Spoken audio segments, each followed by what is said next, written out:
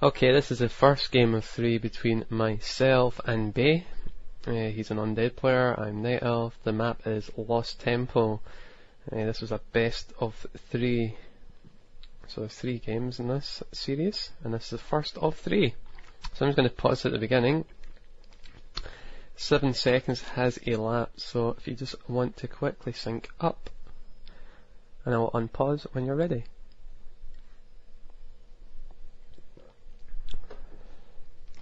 Seven seconds, unpausing now. Okay, so I'm Night Elf, started at 12 o'clock, whilst Bei has started at 3 o'clock. Now I'm sure you're all well familiar with Bei. He, I think, was number 1 in the beta ladder. I don't know if he is anymore, but he was when I was last playing the beta.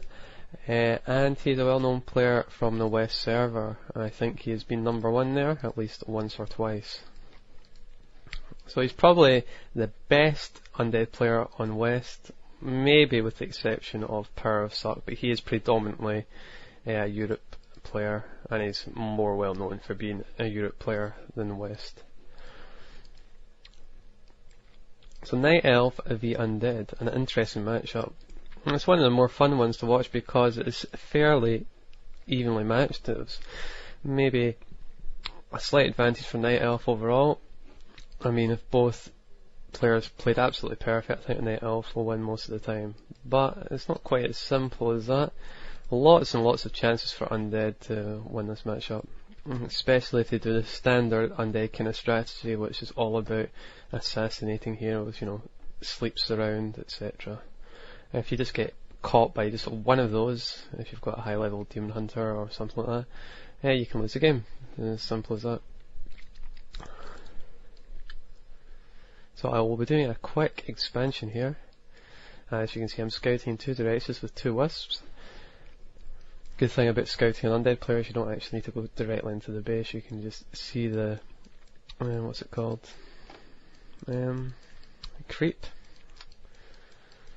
It's not called creep, no, I can't remember what it's called. You know what I'm talking about.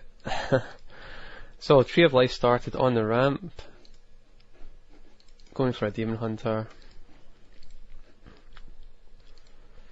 It's pretty safe to always quick expand versus an undead player, as long as you get enough Moonwells after starting your expansion. I'm not sure if I've got Immolation first. I think I may have. Oh, what's the Demon Hunter doing? Going in a very strange way. Ah, that's right. So the Demon Hunter has been sent to the bottom set of priests first, so I can steal them, and then I'll go up to my side of the priests. But I kind of knew that wouldn't really matter much because I know that Bei's creeping order always takes him to his expansion first. So he's a little bit predictable, Bei. He's a hardcore creeper. He tries to level up heroes very, very quickly, and you'll see how that works out very, very well for him in this game. So unfortunately I don't get a Tome of Experience there, I get Slippers of Agility. And some other tome, what was it? Probably Strength or something. So Death Knight first for Bei. A lot of undeads tend to go for a Dreadlord first. They're trying to get that Dreadlord up to level 6, so they've got the Infernal Stone. It's very, very difficult for a Night Elf player to deal with, the Infernal Stone.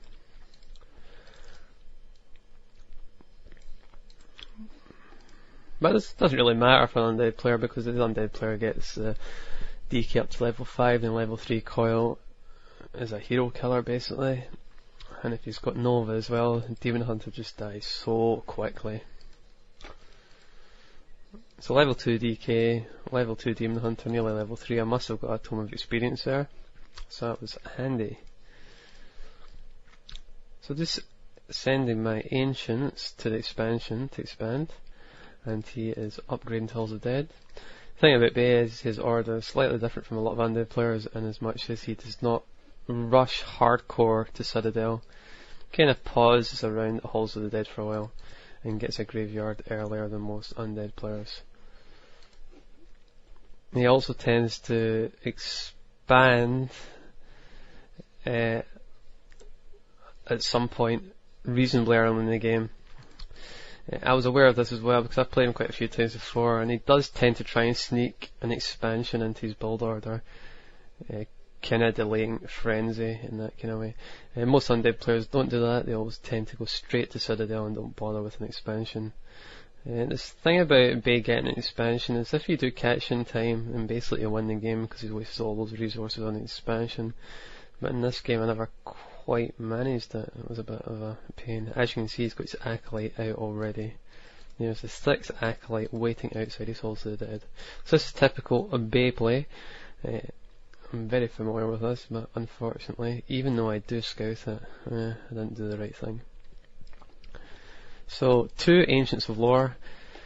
I used to go for 3 Ancients of Lore. I don't know if I'm going to do that here. We'll see in a minute. I've radically changed how I play versus Undead after playing these games and also playing Karma as well, who's an Undead player. I've totally reworked how I play Undead. I'm relying far too heavily on Dryads and Bears and all that shit. It's not good play.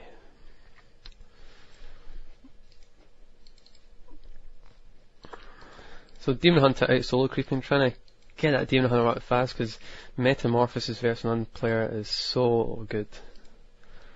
I'm sending the Keeper of the Grove just into the centre, looking to see if I can find him creeping around, maybe entangle a ghoul or two. But I can't find him. No Wand of Lightning from those creeps, my favourite item.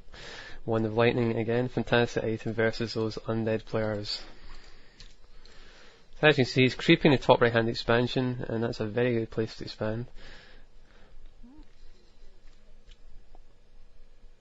And he's now just about to send his Acolyte towards there, I think.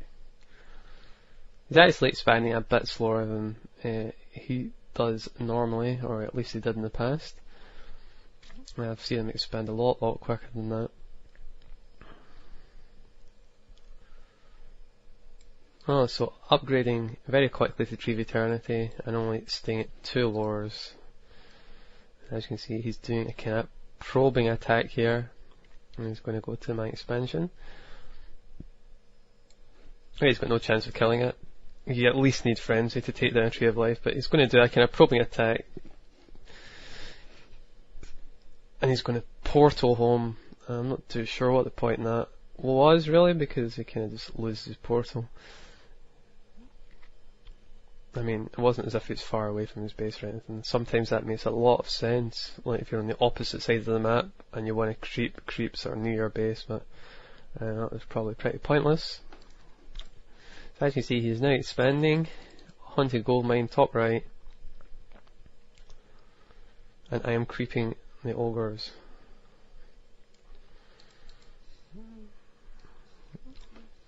He's got Healing Wards, that's an absolutely great item for him. Maybe not so brilliant in actual battle because of the Dryads and Abolish Magic, but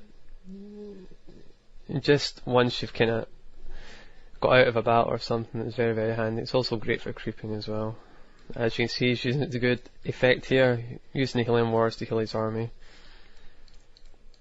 Because he doesn't even have Frenzy yet, so kind of hard to take out those high level creeps.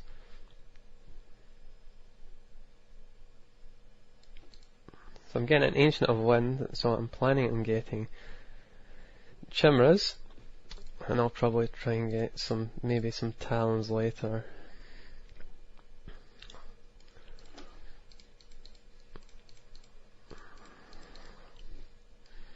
So that is good creeping there from Bei. He's using the Dreadlord as a tank, just letting the Dreadlord take all the hits from the Golem and